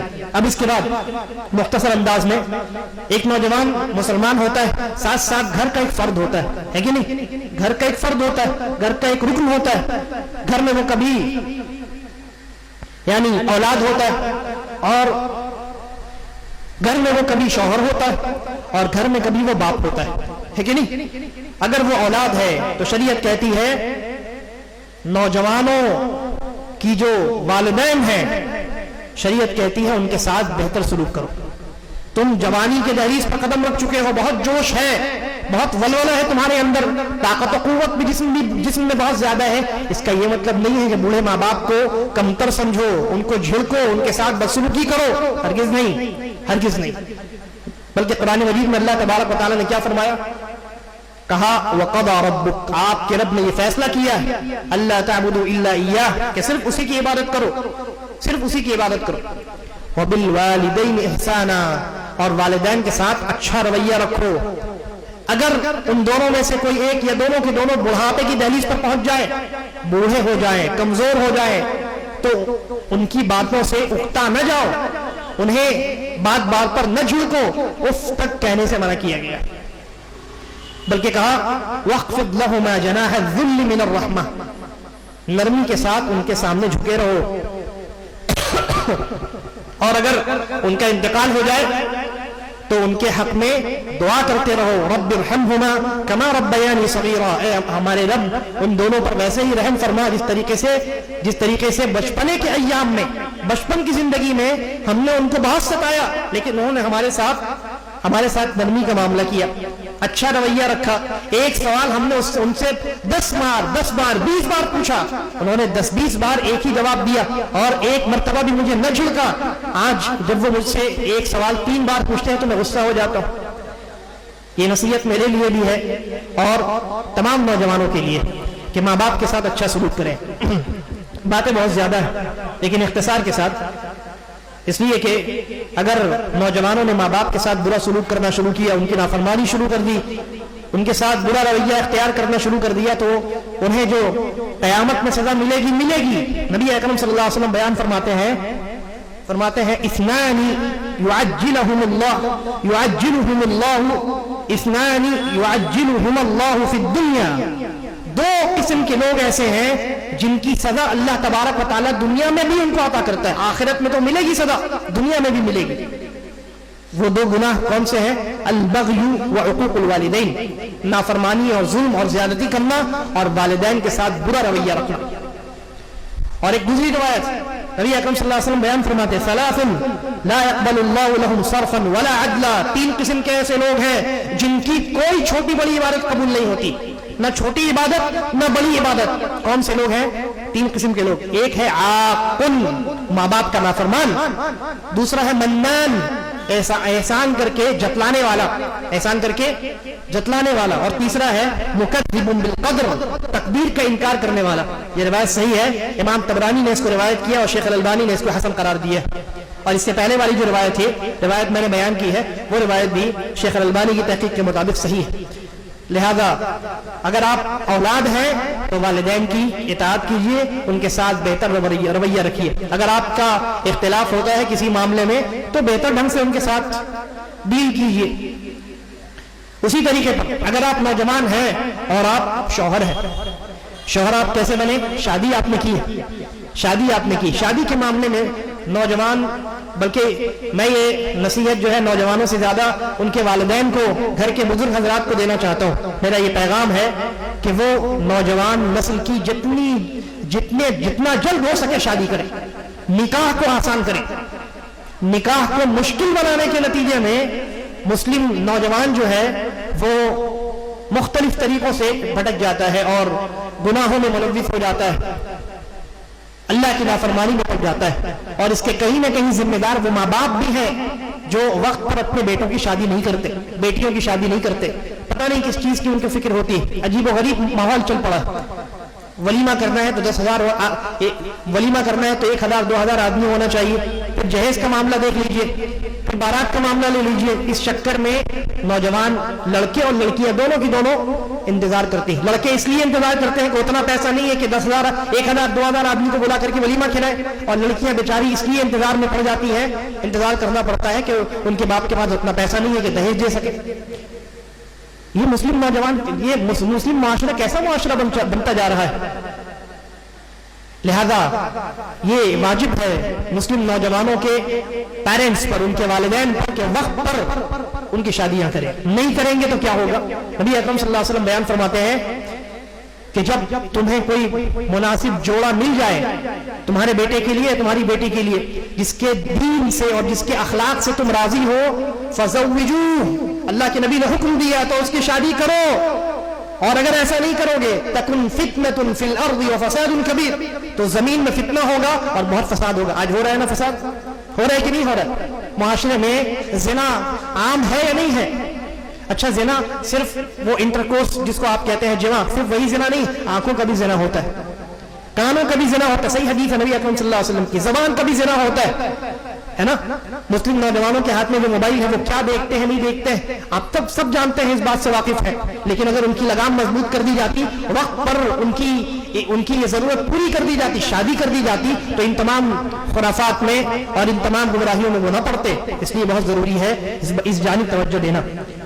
اور اگر آپ شوہر ہیں، شادی آپ نے کر لی، شوہر ہیں، تو آپ پر یہ واجب ہے کہ آپ اپنی بیوی کے ساتھ مل کر کے اسلامی زندگی گزاریں، اور اپنے گھر کے ماحول کو آپ دینی بنائیں تاکہ آپ کی جو نسل پیدا ہو، اور وہ نسل بھی تو جوان ہوگی، پھر اس کو بھی بوڑھا ہونا ہے، اس کو بھی زندگی گزارنی ہے، اس کی زندگی کی تربیت کے ذمہ دار آپ ہیں۔ لہذا نیک بیوی کا انتخاب کریں، اور پھر اس کے بعد اپنے گھر کا ماحول دینی بنائیں، نیکی کے معاملات میں، دینی معاملات میں، شرعی معاملات میں ایک دوسرے کی مددگار بنے۔ نبی اکرم صلی اللہ علیہ وسلم نے فرمایا، اللہ کے نبی صلی اللہ علیہ وسلم ایسے مرد کو دعا دیتے ہیں، کہتے ہیں رحم اللہ امرأن، اللہ تبارک و تعالیٰ ایسے مرد پر رحمت نازل کرے جو رات میں اٹھ کر کے تہجد کی نماز ادا کرتا ہے، اپنی بیوی کو بھی اٹھاتا ہے، بیوی نہیں اٹھتی ہے تو پانی کے چھینٹے مارتا ہے، اور اللہ رب العالمین ایسی عورت پر بھی رحمت نازل کرے جو رات میں اٹھتی ہے، تہجد کی نماز ادا کرتی ہے، نہیں اگر شوہر اٹھتا ہے تو اس کے چہرے پر پانی کے چھینٹے مارتی ہے۔ تہجد کی نماز کے بارے میں اللہ کے نبی کی دعا ہے، تہجد کی نماز فرض ہے کیا؟ تہجد کی نماز فرض ہے؟ نہیں، واجب نہیں ہے، نفل ہے کہ نہیں؟ نفل نماز کے اہتمام پر، ایک نفل عبادت پر ایک دوسرے کا تعاون کرنے پر اللہ کے نبی صلی اللہ علیہ وسلم دعا دے رہے ہیں۔ اندازہ لگائیے اگر فرائض اور واجبات پر ایک دوسرے کا ہم تعاون کرنے لگے، میاں بیوی ایک دوسرے کے متعاون بن جائیں، تو ان کی زندگی میں کتنی برکتیں نازل ہوں گی اور ان کے مسائل کیسے حل نہیں ہوں گے۔ اللہ رب العالمین کی جب وہ قریب ہوں گے، اللہ کے ولی بنیں گے، اللہ رب العالمین کی مدد آئے گی۔ اسی طریقے پر بہت ساری باتیں ہیں، لیکن اختصار کے ساتھ اگر آپ والدین ہیں تو میں نے والدین کے تعلق سے بتایا، آپ کی ذمہ داری ہے کہ آپ اپنے اولاد کی بہترین تربیت کریں، اور اس تعلق سے جو نصوص ہیں میں ان کو اسکپ کرتا ہوں۔ اس کے بعد آپ نوجوان ہیں، جہاں آپ ایک مسلمان ہیں، اپنے گھر کے فرد ہیں، باپ ہے یا شوہر ہے یا بیٹے ہیں، وہیں آپ ایک معاشرے کے بھی فرد ہیں، ایک معاشرے کے اندر بھی آپ کی حیثیت رکن کی ہے، یعنی آپ پلر کی حیثیت رکھتے ہیں، آپ کا مقام ایرے غیرے لوگوں کی طرح نہیں ہے، بلکہ آپ ایک بہت مضبوط رکن ہے، بلکہ یہ کہا جائے تو بیجا نہیں ہوگا معاشرے کی ریڑھ کی ہڈی ہے نوجوان ہے۔ اگر یہ درست تو پورا معاشرہ درست، اگر یہ بگڑ گئے تو معاشرہ بگڑ گیا۔ لہذا مسلم معاشرے کی ریڑھ کی ہڈی ہونے کی حیثیت سے، پلر اور رکن ہونے کی حیثیت سے آپ کے اوپر کیا ذمہ داریاں ہیں؟ سب سے پہلی ذمہ داری آپ کے اوپر یہ ہے کہ آپ معاشرے کی اصلاح کا کام کریں۔ پہلے تو آپ اچھے مسلمان بنے، پھر گھر کے اندر اپنا رویہ آپ درست کریں، اس کے بعد آپ شریعت کے مطابق معاشرے کی اصلاح کی فکر کریں۔ کیسے اصلاح کریں؟ سوال ہے نا، کیسے اصلاح کریں؟ جواب نبی اکرم صلی اللہ علیہ وسلم نے جواب دیا، قرآن مجید میں جواب دیا۔ اللہ کے نبی صلی اللہ علیہ وسلم بیان فرماتے ہیں، اللہ رب العالمین بیان فرماتا ہے مسلم امہ کے تعلق سے، اللہ رب العالمین نے بیان فرمایا کنتم خیر امہ، تم بہترین امت ہو، اخرجت للناس، تم لوگوں کے لیے نکالے گئے ہو، لوگوں کے لیے نکالے گئے ہو۔ کیا مطلب؟ تأمرون بالمعروف وتنہون عن المنکر، لوگوں کے ساتھ لوگوں کو تم بھلائی کا حکم دیتے ہو اور برائی سے روکتے ہو، نیکی کا انہیں حکم دیتے ہو اور برائی سے روکتے ہو، اور یہ فرض ہے ہر نوجوان کے اوپر، بلکہ ہر مسلمان کے اوپر، چاہے وہ مرد ہو یا عورت، نوجوان ہو یا بوڑھا ہو، ہر ایک مسلمان پر یہ واجب ہے کہ وہ نیکیوں کا حکم دے۔ نماز پڑھنے کے لیے جا رہا ہو، کوئی دوست بیٹھا ہو، ساتھ لے کر کے جائے، ضرور ایک مرتبہ اس کو کہیں کہ چلو نماز کا وقت ہو گیا، واجب ہے یہ۔ اور اگر کسی برائی میں کسی کو ملوث دیکھے تو اس پر ٹوکے، اس کو روکے، اس کو اپنی حیثیت اپنی طاقت کے اعتبار سے، کیونکہ اگر یہ دونوں کام ہم نے نہیں کیا تو ہمارے اوپر عذاب آئے گا، اور جو عذاب آ چکا ہے، جو عذاب آ چکا ہے، دیکھیے نبی اکرم صلی اللہ علیہ وسلم نے کیا فرمایا، کہا والذی نفسی بیدی، اس ذات کی قسم ہے جس کے ہاتھ میں میری جان ہے، رسول اللہ صلی اللہ علیہ وسلم قسم کھا رہے ہیں، اس ذات کی قسم یعنی اللہ رب العالمین کی قسم ہے کہ جس کے ہاتھ میں، اللہ کے نبی فرماتے ہیں میری جان ہے، لَتَأْمُرُنَّ بِالْمَعْرُوفِ، تم ضرور بالضرور نیکیوں کا حکم دو، وَلَتَنْهَوْنَ عَنِ الْمُنْكَرِ، اور ضرور بالضرور لوگوں کو برائی سے روکنے کا کام معاشرے میں جاری رکھو، او اگر ایسا نہیں کرو گے تو تمہارے اوپر عقابا من عنده، اللہ رب العالمین کی جانب سے، اللہ رب العالمین کی جانب سے عذاب آئے گا، اور جب یہ عذاب آئے گا تو اس وقت دعا کرو گے تو دعا بھی قبول نہیں ہوگی۔ ثم لتدعنه، پھر تم دعا کرو گے اللہ رب العالمین سے، فلا يستجیب لکم، اللہ رب العالمین تمہاری اس وقت سنے گا بھی نہیں، کیونکہ اللہ نے تمہیں پہلے حکم دیا تھا نیکیوں کا حکم دیتے رہو معاشرے میں اور برائی سے لوگوں کو روکتے رہو، تم نے یہ فریضہ چھوڑ دیا۔ اب جب اللہ رب العالمین کی جانب سے عذاب آئے گا، اس وقت تم اپنے ہاتھوں کو پھیلاؤ گے، گریہ وزاری کرو گے، رو گے، دھو گے، دعا کرو گے، اللہ کے نبی صلی اللہ علیہ وسلم فرماتے ہیں فلا یستجیب لکم، تب تمہاری دعا بھی نہیں سنی جائے گی۔ تو اس دن کے آنے سے پہلے پہلے ہمیں اپنے معاشرے کو سدھار لینا ہے اور نیکیوں کا حکم دینا ہے، برائیوں سے روکنا ہے، یہ بہت ضروری ہے۔ اور نیکیوں کا حکم دینا، برائیوں سے روکنا، اس میں ایک بات یہ ہے کہ معاشرے میں ہوتا یہ ہے کہ نیکیوں کا جہاں تک حکم دینے کا تعلق ہے تو تھوڑا بہت یہ کام ہو جاتا ہے نا، تھوڑا بہت یہ کام ہو جاتا ہے۔ جیسے 3-4 دوست چائے پی رہے ہیں، اس میں 2 دوست جو ہے نمازی ہیں، نماز کا وقت ہوا تو چلو نماز پڑھ کے آتے ہیں، بعض اوقات چلے بھی جاتے ہیں دوست، تو نیکیوں کا کام تو ہو جاتا ہے، لیکن برائی سے روکنے کا جہاں تک معاملہ ہے، آپ یہ کہہ لیجئے کہ معاشرے میں یہ فریضہ خال ہی کوئی انجام دیتا ہے، بالکل نہ کے برابر۔ سمجھتے ہیں لوگ نیکی تو ہو گیا نا، نیکی ہم نے کر لی اور ہم نے اپنا فریضہ انجام دے دیا ہے، اب کوئی کچھ بھی کرے اس سے اپنے کو کیا لینا دینا، یہ مینٹالٹی ہوتی ہے لوگوں کی۔ کوئی کچھ بھی کرے، کوئی زنا کر رہا ہے، شراب پی رہا ہے، کچھ بھی کر رہا ہے، اس سے ہمارا کیا تعلق؟ پڑوسی کے یہاں چوری ہوتی ہے، پڑوسی دیکھتا ہے کہ چور آیا ہے، خوش، وہ روکنے کے بجائے خوش ہوتا ہے۔ تو برائی کا حکم دینا یہ بند ہو چکا ہے۔ اس کا انجام کیا ہوگا پتہ ہے؟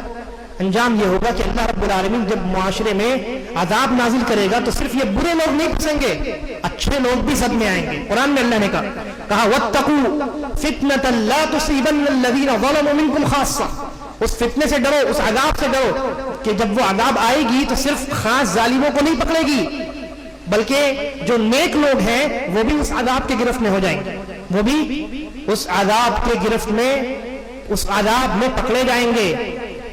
اور نبی اکرم صلی اللہ علیہ وسلم نے ایک روایت کے اندر صحیح بخاری کی ہے ایک مثال بیان فرمائی. کہا کہ وہ لوگ جو اللہ کے حدود کا احترام کرتے ہیں, اللہ کی شریعت پر چلتے ہیں, اور اللہ کی شریعت میں جو لوگ نہیں چلتے, ان دونوں کی مثال کیسی ہے؟ فرمایا ایک کشتی ہے جو سمندر میں جا رہی ہے. کشتی میں فلورز ہے, ایک گراؤنڈ فلور ہے اور ایک اپر فلور ہے. تو اس زمانے میں کیا ہوتا تھا, پانی اگر لینے کے لیے آپ کو پانی چاہیے تو آپ کو فرسٹ فلور میں جانا ہوتا تھا, اپر فلور میں جانا ہوتا تھا, کیونکہ کشتی کی جو دیواریں ہیں اونچی ہوتی تھی. گراؤنڈ فلور والے جو لوگ ہیں وہ سمندر سے پانی نہیں لے سکتے تھے. کہاں سے لیں گے, کیسے لیں گے؟ ان کو اوپر جا کر کے سمندر سے پانی نکالنا پڑتا.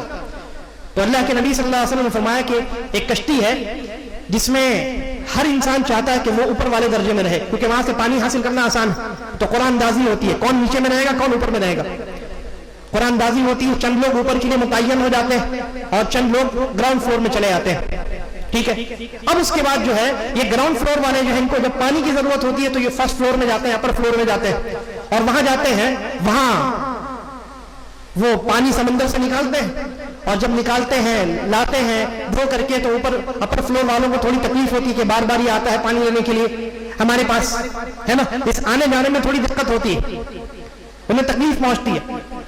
تو اگر نچلے فلور والے, گراؤنڈ فلور والے یہ کہیں کہ آپ کو بار بار اوپر جانے سے, ہم جب اوپر جاتے ہیں آپ کو تکلیف ہوتی ہے, ایک کام کرتے ہیں ہم نیچے ہی میں اپنی طرف, ہم آپ کو تکلیف نہیں دیں گے, نیچے میں اس کشتی میں ایک طرف سوراخ کر لیتے ہیں اور وہاں سے ہم اپنا پانی کا انتظام کر لیں گے, آپ کو اوپر آ کر کے ہم لوگ تکلیف نہیں دیں گے.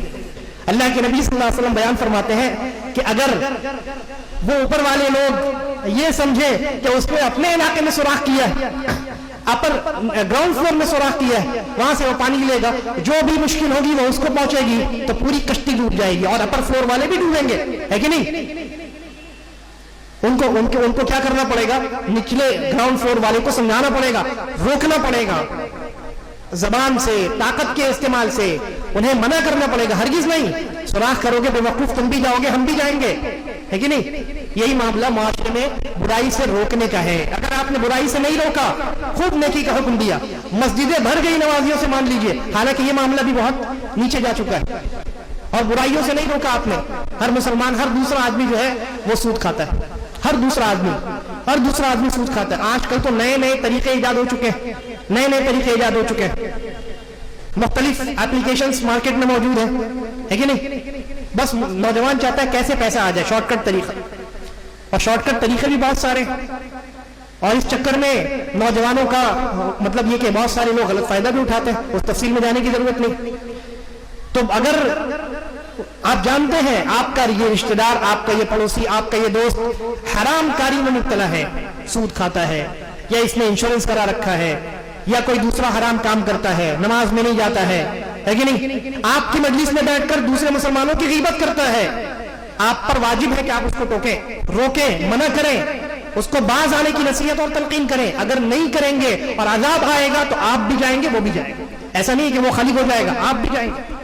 کشتی ڈوبے گی تو اپر اور گراؤنڈ فلور والے سب کے سب جائیں گے, صرف نیچے والے نہیں جائیں گے, ہے کہ نہیں. اس لیے معاشرے میں دونوں کام ہونا ضروری, نیکیوں کا حکم بھی دینا ہے اور برائیوں سے روکنا بھی ضروری ہے.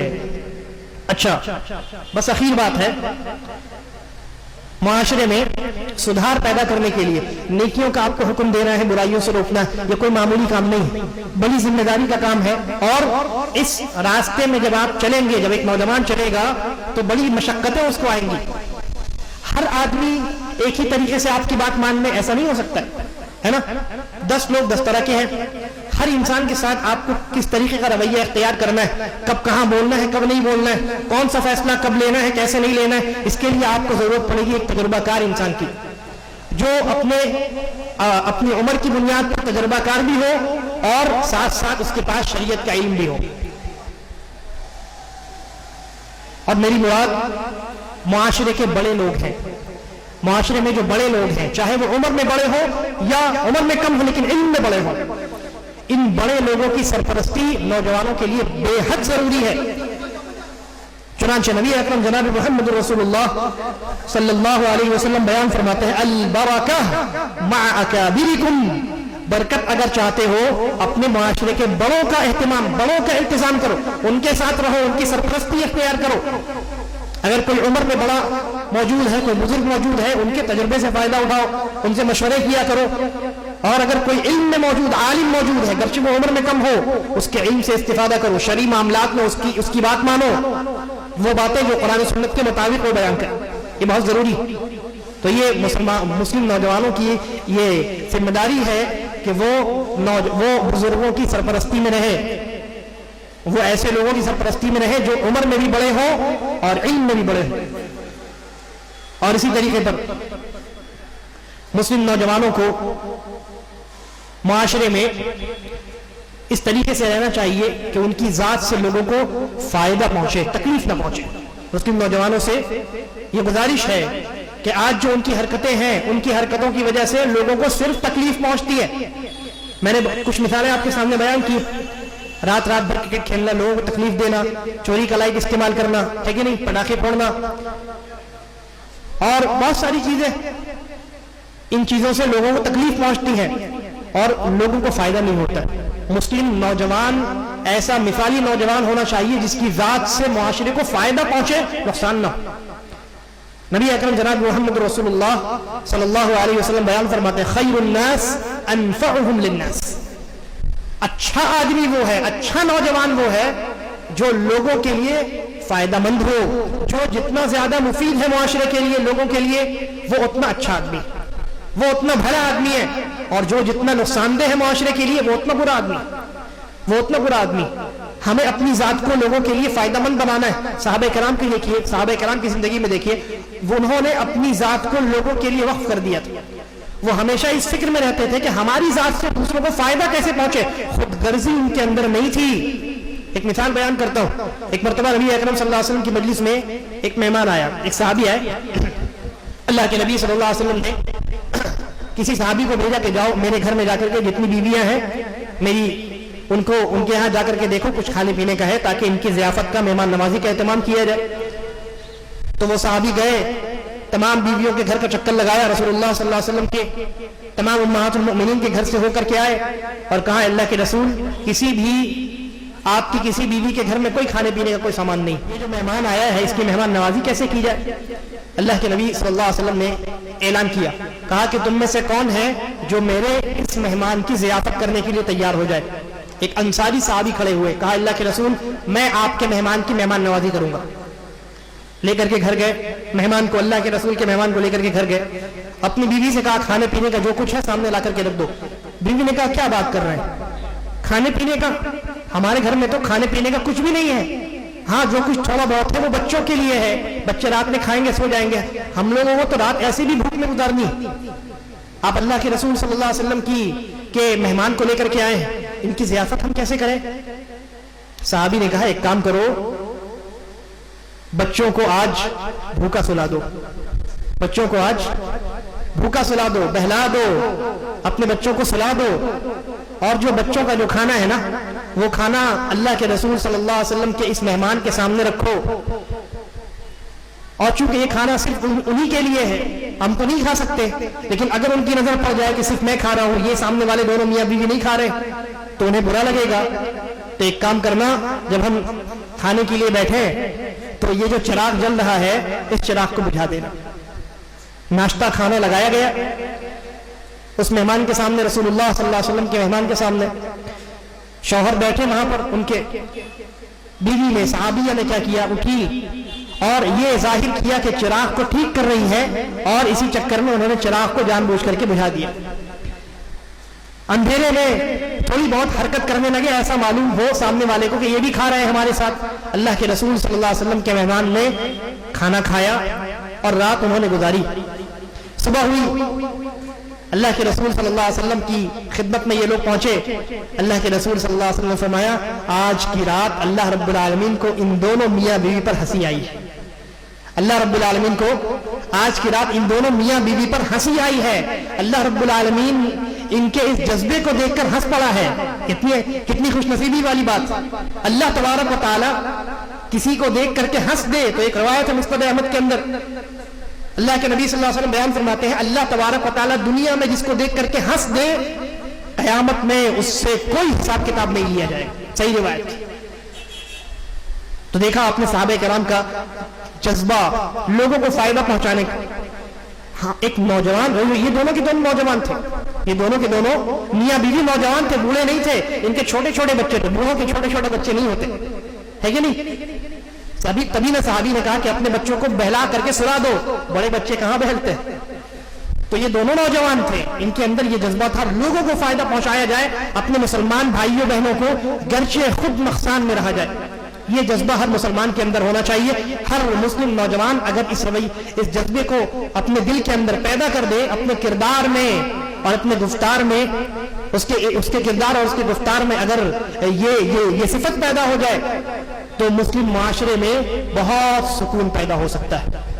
बातें बहुत ज्यादा है, लेकिन इख्तिसार के साथ मैंने किताब और सुन्नत की रोशनी में मुस्लिम नौजवान का क्या किरदार होना चाहिए, उसकी क्या जिम्मेदारी होनी चाहिए, उस पर गुफ्तगू करने की कोशिश की है। मैं कोशिश ये कर रहा था कि 10:30 तक खत्म हो जाए, लेकिन बात थोड़ी सी लंबी हो गई। अल्लाह तबारक व तआला से दुआ है कि वो हमारे इस मिल बैठने और इस कहने सुनने को शर्फ कबूलियत बख्शे, हम तमाम को सही अकीदे और सही मनहज पर ता हयात और ता मौत तक जो है हमें बाकी रखे, और जब हमारा खात्मा हो तो ईमान और इस्लाम पर हो। हादा वल्लाहु आलम व सल्लल्लाहु अला नबिय्यिना व सल्लम।